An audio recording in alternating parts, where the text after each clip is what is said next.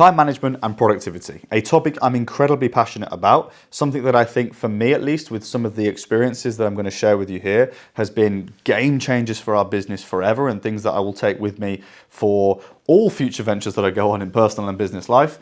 I want to share a lot here. I've got a lot of things to bring to the table, and I've got a lot of key points that I think you can make quick, efficient changes on that will impact your business's growth tremendously forever. So let's look at time management first. How can we be managing our time in the most efficient way? Well, there's one key thing that we can do. In fact, there's two, and they kind of correlate.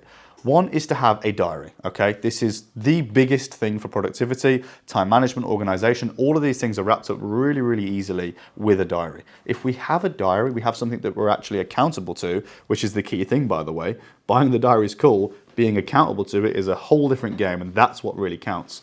Having a diary that we're accountable to is going to mean that all of your tasks are organized and prioritized. You don't forget about everything. You're more productive. You get stuck in when you get to the office. You know what you need to do.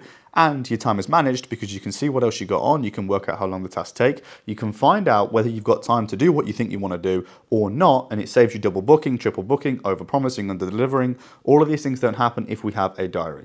So spend 5 minutes finding a diary and then spend all day, every day being accountable to it, okay? That is number one. Number two, that kind of integrates a little bit with that, is having somebody to help you manage it.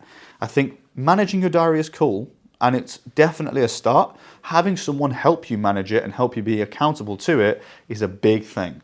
And this kind of brings me on nicely to a little bit of advice that I would give to any aspiring entrepreneur that sees any growth in the business idea they have. Hire an executive assistant, hire a PA, whatever you want to call them.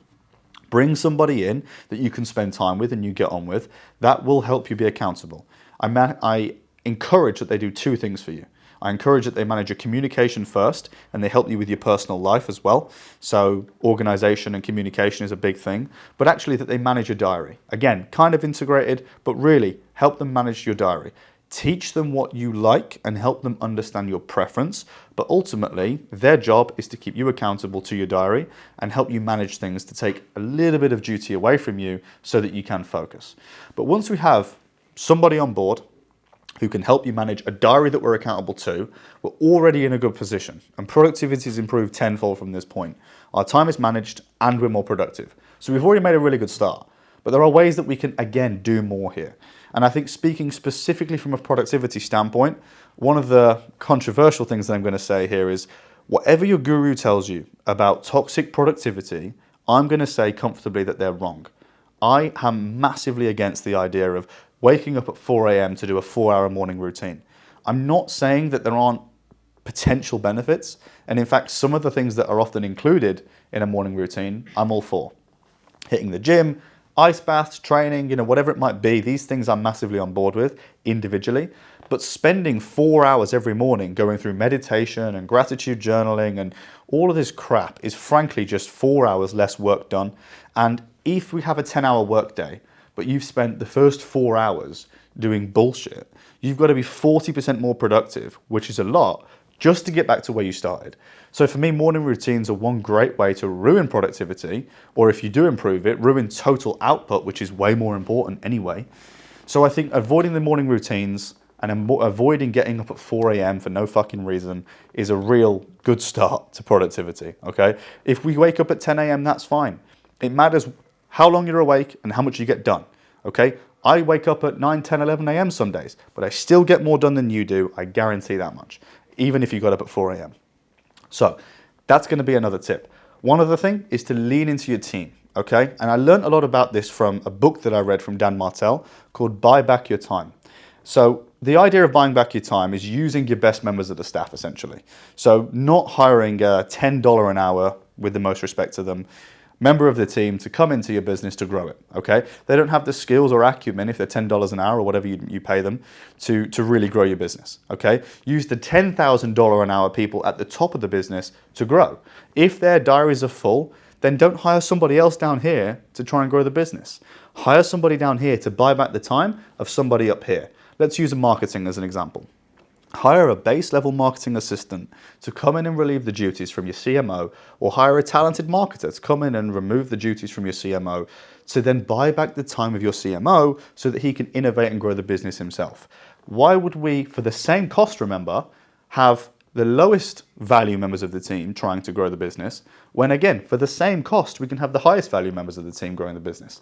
It doesn't make any sense. I can't compute that idea. I don't get it.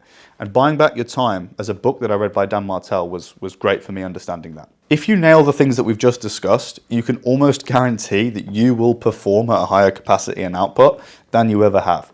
There's a couple of other things that I want to chuck in there as just little bonus tips that you might find useful. Stop multitasking, especially as guys, we're not cut out for it. And anybody that's multitasking and getting distracted, essentially, which is what multitasking is, really is just holding themselves back. If you're in the middle of doing some really intense work, something that's quite high cognitive activity, and you get a phone call, even if it's relatively important, it's a good one, and the phone call is like, hey, I've got an idea, I want to talk to you about it. People that are multitaskers, or attempting multitaskers, would take the call on and they'd stop what they're doing. Oh yeah, that's a good idea. Let's do that. And then they're going to start cracking on with this new idea. But ultimately, all they've done now is got 2 half-finished projects. In business, we don't get paid for half-finished projects. We get paid for finished projects. So take this call and say, hey, look, love the idea. Really want to talk to you about this thoroughly. Can you meet me at 2 p.m. tomorrow? Or can we book in a call at 7 tonight? Or can I call you back in 45 minutes? Great, see you then. Boom. Now I'm back, I'm still in the room, haven't forgotten what I'm doing, finishing a task. And then I can go into the other task later and I can give that my all as well, rather than trying to do everything at once and ultimately doing nothing at all. So I think stopping multitasking is a key thing that you know if you're a multitasker, and you need to work on that. Next, having a workplace. Being somewhere that you're accountable to every single day. Now this, if you work at home and a sole trader, or you have your own business and you don't really need the office spaces that we have, etc., then fine, work from home, but have a dedicated workspace. Create a desk or an office if you can, and really work from there. I also think if you have like a garage or something outside of the house, and it's warm and viable, then make that your office, because getting out of the house to go to the office, there is something about that commitment that turns on your work ethic when you arrive. If you roll out of bed and you just kind of sit on the sofa, or you bring your laptop into bed and you work from the bed, then you aren't separating in your mind work and pleasure, or work and relaxation, or whatever we want to call it. And the problem with that is our mind correlates what we do with where we do it. The same way that, and I'm getting on a little bit of a tangent here, but the same way that with sleep, if you lie in bed before you need to go to sleep, you won't sleep as well, because your mind has recognized that that's a place of relaxation, not a place of sleep. And that's why you should never get into bed unless you're going to sleep. The same applies with work.